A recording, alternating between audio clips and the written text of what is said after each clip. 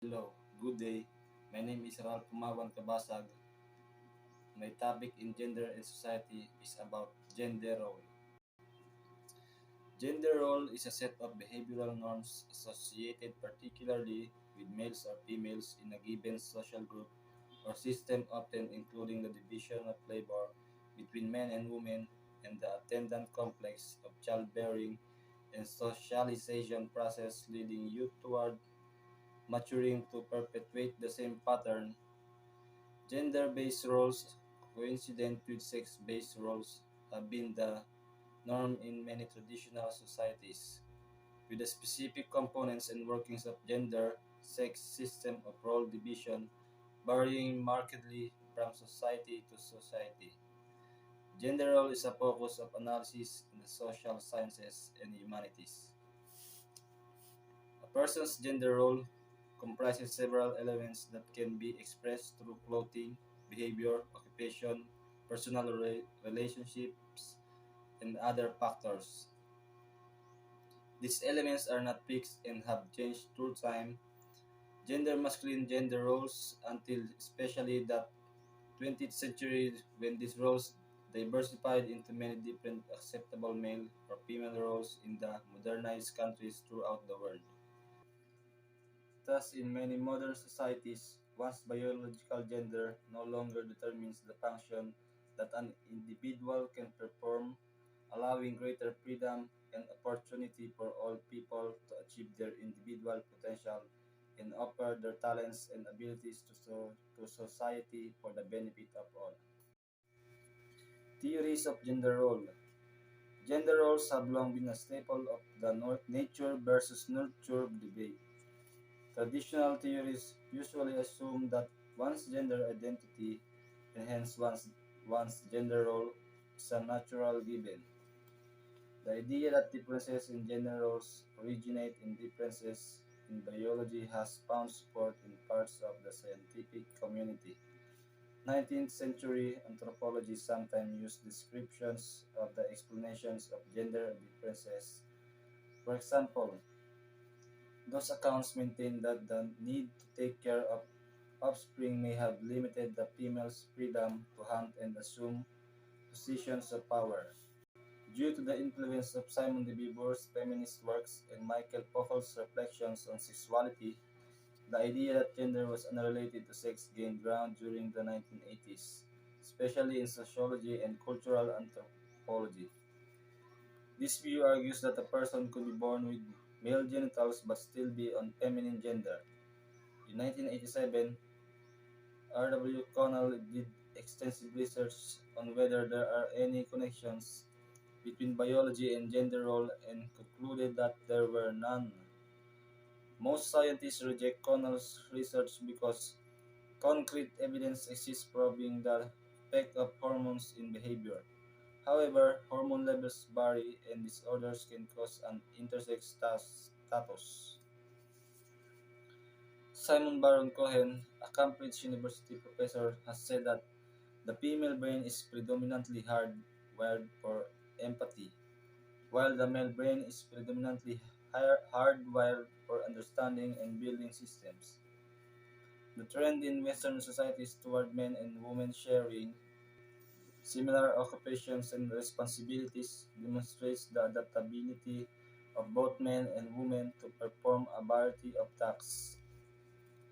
While there are differences in average capabilities of various kinds between the sexes, the capabilities of some members of one sex will fall within the range of capabilities needed for tasks conventionally assigned to the other sex. Culture and gender roles. During World War II, women filled job positions, some of which would otherwise be male predominant. In many other cases, the elements of convention or tradition seem to play a dominant role in deciding which occupations fit in with gender roles. In the United States, physicians have traditionally been men, and the few people who defy that expectation receive a special job description. Woman doctor, similarly, there are special terms like male nurse, woman lawyer, lady barber. male secretary, and so forth. But in China and the former Soviet Union countries, medical doctors are predominantly women, and in the United Kingdom, Germany, and Taiwan, it is very common for all of the barbers in a barber shop to be women. Also, throughout history, some jobs that have been typically male or female have switched genders. There are many other jobs that have switched gender roles, and many jobs are continually evolving as far as being dominated by women or men. It should be noted that some societies are comparatively rigid in their expectations and other societies are comparatively permissive. Some of the gender signals that form part of a gender role and indicate one's gender identity to others are quite obvious. In others are so subtle that they are transmitted and received beyond ordinary conscious awareness. Gender roles and feminism. Most feminists argue that traditional gender roles are oppressive for women. They believe that the female gender role was constructed as an opposite to an ideal male role and helps to perpetuate patriarchy. Furthermore, there has been a perception in Western culture in recent times that the female gender role is dichotomized into either being a stay-at-home mother or a career woman. In reality, women usually face a double burden.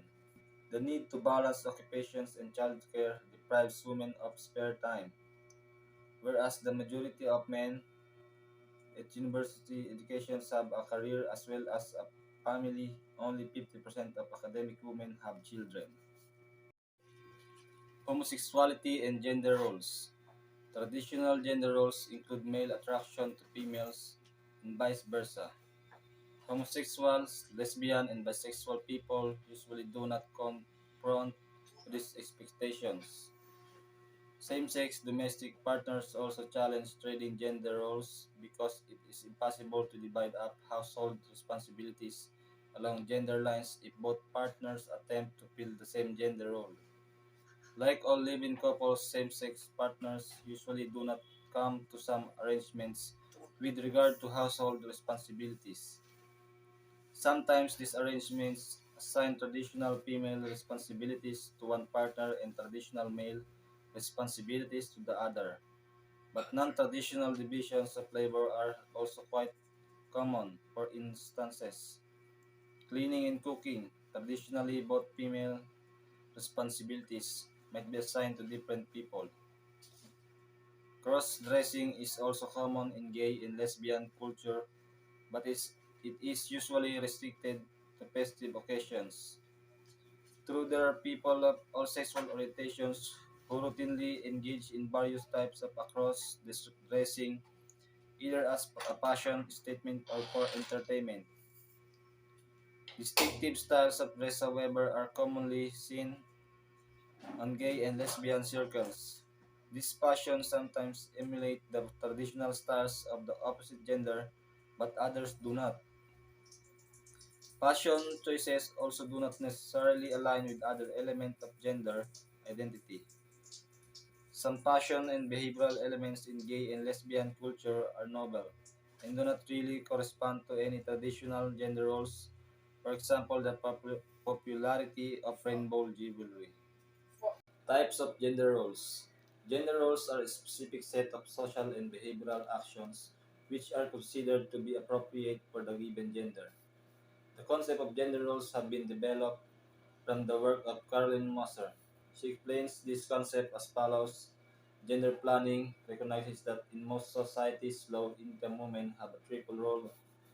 Women undertake reproductive, productive, and community managing activities, while men primarily undertake productive and community politics activities. Reproductive role. Childbearing, rearing responsibilities, and domestic tasks done by women required to guarantee the maintenance and reproduction of the labor force. It includes not only biological reproduction, but also the care and maintenance of the workforce and the future workforce. Productive role. work done by both men and women for pay in cash or kind. It includes both market production with an exchange value and subsistence home production with actual use value, and also potential exchange value. For women in agricultural production, this includes work as independent farmers, peasant wives, and wage workers. Community managing role. Activities undertaken primarily by women at the community level. As an extension of their reproductive role, to ensure the provision and maintenance of scarce resources of collective consumption, such as water, healthcare, and education. This is voluntary unpaid work undertaken in free time. Community politics role.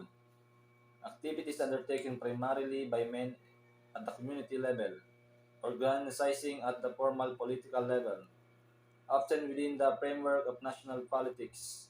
This is usually paid work, either directly or indirectly, through status or power. Multiple roles. Both men and women play multiple roles. The major difference, however, is that men typically play their roles sequentially, focusing on a single productive role. Women must usually play the roles simultaneously, balancing the demands of each within their limited time constraints. Once again, this is Ralph Pumawan Cabasag, and this is my report. Thank you and God bless.